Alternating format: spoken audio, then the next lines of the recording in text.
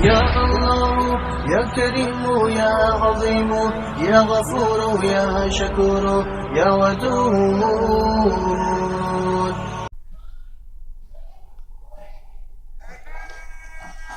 اللہ پاک نے حضرت لوط علیہ السلام کو اپنا پیغمبر بنا کر بھیجا. حضرت لوط علیہ السلام کی قوم کے لوگ بڑی بے شرمی کے کام کیا کرتے تھے، چوری، ڈاکہ زنی وغیرہ.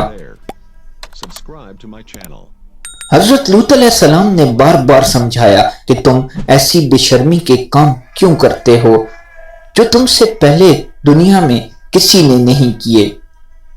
تم عورتوں کو چھوڑ کر لڑکوں سے بے شرمی کی بات کرتے ہو. ان کی قوم والوں کو اور کوئی جواب نہیں آیا تو کہنے لگے کہ لوط اور اس کے گھر والوں کو اپنے گاؤں سے نکال دو، یہ بہت پاک بنتے ہیں. حضرت لوط علیہ السلام نے پھر سمجھایا کہ دیکھو، جو کچھ میں کہتا ہوں تمہاری ہی بھلائی کے لیے کہتا ہوں. میں تم سے یہ نہیں کہتا کہ جو کچھ میں تم کو نصیحت کرتا ہوں اس کے بدلے میں مجھ کو کوئی پیسہ یا مزدوری دو، بلکہ اس کا بدلہ تو مجھ کو اللہ تعالیٰ دیں گے. حضرت لوط علیہ السلام کی نصیحت کا ان پر کوئی اثر نہ ہوا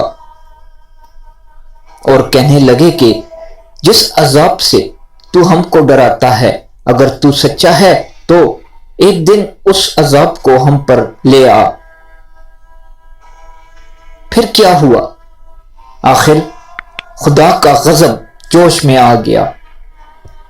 اللہ نے فرشتوں کو خوبصورت لڑکوں کی شکل میں حضرت لوط علیہ السلام کے مکان پر بھیجا. حضرت لوط علیہ السلام نے جب لڑکوں کو دیکھا تو بہت غمگین ہوئے کہ یہ لڑکے میرے پاس مہمان آئے ہیں اور میری قوم کے لوگ ان کو پریشان کریں گے. کہنے لگے آج کا دن میری مشکل کا دن ہے. حضرت لوط علیہ السلام کی قوم کے لوگوں نے خوبصورت لڑکوں کو ان کے گھر پر دیکھا تو دوڑتے ہوئے آئے، کیونکہ یہ لوگ پہلے ہی سے برے کام کرتے تھے. حضرت لوط علیہ السلام نے ان سے کہا کہ اے میری قوم، خدا سے ڈرو اور میرے مہمانوں کے بارے میں میری عزت خراب نہ کرو. تم میری لڑکیوں سے شادی کر لو. کیا تم میں سے کوئی بھلا مانس نہیں ہے؟ وہ بولے کہ تم کو معلوم ہے کہ تمہاری بیٹیوں کی ہم کو ضرورت نہیں ہے. جو کچھ ہم چاہتے ہیں وہ تم کو معلوم ہے. حضرت لوط علیہ السلام نے کہا کاش مجھ میں تمہارے مقابلہ کرنے کی طاقت ہوتی، یا میں کسی مضبوط قلعے میں ہوتا. فرشتے جو خوبصورت لڑکوں کی شکل میں آئے تھے انہوں نے حضرت لوط علیہ السلام کو اتنا غمگین دیکھا تو کہا اے لوط علیہ السلام، ہم تمہارے رب کی طرف سے بھیجے ہوئے فرشتے ہیں. یہ لوگ آپ تک ہرگز نہیں پہنچ سکتے. آپ رات کے اندھیرے میں اپنے گھر والوں کو لے کر اس بستی سے چل دیں اور کوئی شخص پیچھے مڑ کر نہ دیکھے، مگر اپنی بیوی کو چھوڑ دینا کیونکہ وہ کافرہ ہے، اور جو آفت اس بستی پر آنے والی ہے وہ اس پر بھی پڑے گی.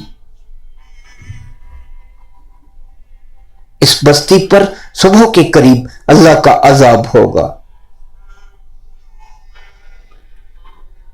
حضرت لوط علیہ السلام خدا کے حکم کے بموجب اپنی بیوی کو چھوڑ کر بقیہ اپنے گھر والوں کو لے کر رات کو اس بستی سے چل نکلے.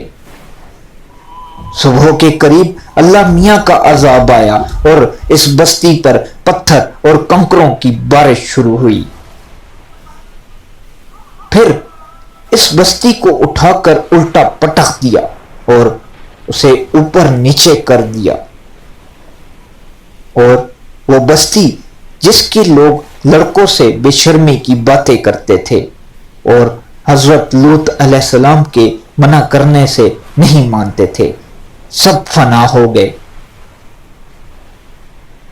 تو یہ تو تھی ان کی دنیا میں خرابی، اور دوزخ کا عذاب اللہ تعالیٰ کے ہاں جا کر ملے گا وہ علیحدہ۔